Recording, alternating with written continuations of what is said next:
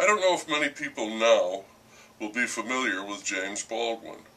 Maybe so, but mostly I think not, except for an eccentric few.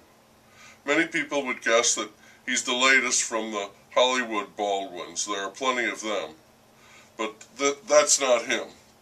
I first discovered him possibly when I was in high school, definitely by the time I was in college. And who was this James Baldwin? He was, quite precisely, everything that I was not. He was a black man, or a Negro as they were then known, and a rather weird-looking fellow, thin with bulging eyes, very prominent peepers. He was also homosexual, the term gay not being extant at the time. The designation for sexual orientation was more technical then. He hadn't gone to college, he had none of what they called higher education, and in spite of all that, he was a writer. And what a writer! Full of emotion, a big, banging vocabulary, complex sentence structure, lots of colons and semicolons, along with searing analysis. And combining all of this, Negro, homosexual, high school education, son of a Harlem preacher, writer, he expanded my horizons of what was possible by a factor of about 3 lifetimes. Simply by existing and announcing that existence without apology or retreat, he made me a broader, if not a better person. He astonished me. I did not read his novels or poetry, but I did read plays and nonfiction. The nonfiction really knocked me out, and recently I got hold of a massive collection of his nonfiction pieces, written from the 50s through the 60s. For me, especially with what is going on now in this country, the great, sudden, shocking regression in race relations, Baldwin still packs a punch. He's a terribly, and almost everything he does is deliberately terrible, so he's right in tune with our current age of terror. He's a terribly introspective writer. Sometimes I think I could see him tramping around the terrain of his brain, looking for a place he hadn't seen before, a place where an entirely new thought might be found.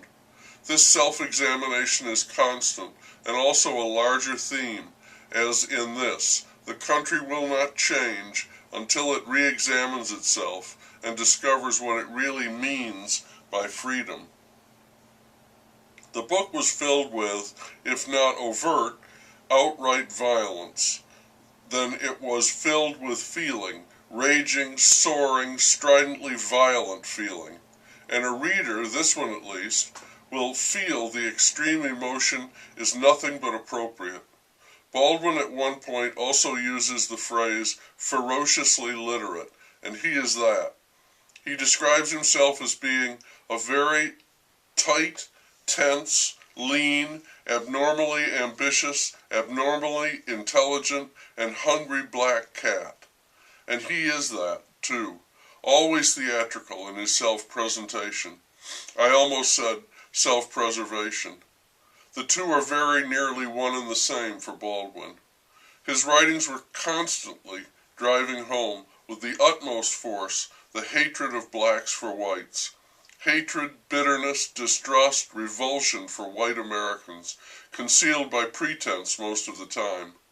The bad, or rather the sick joke that was America, the unbearable reality of the mythic American dream, a myth exposed as a lie by the very existence of the Negroes.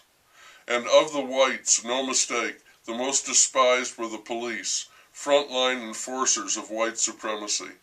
In order to do the work of the police, a person had to believe that the Negroes were not human, and they needed to be subjugated. Think about that. No wonder the police can't recover today.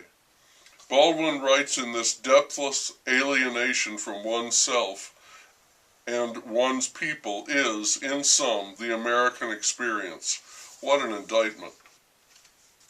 He says, I left America because I doubted my ability to survive the fury of the color problem here. He says that the duty of a writer was to excavate the buried consciousness of this country, memory a fossil, bad faith lumbering around in our past, like a dinosaur.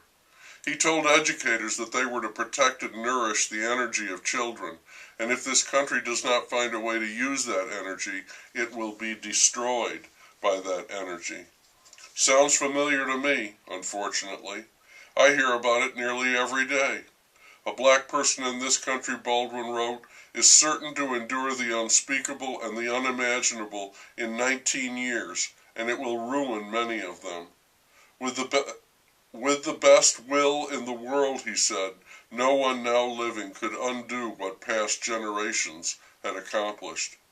Baldwin, who called himself the native son, who said that Bigger Thomas might be just the herald of the coming disaster, was always writing about the future, which would be violent, explosive, the fire next time, unless people find a way to treat people like people, simple and devastatingly difficult as that.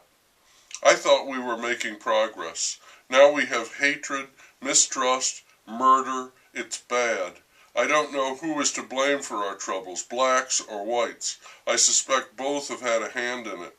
There's still a need for James Baldwin, even if he's no longer around, to call us all out.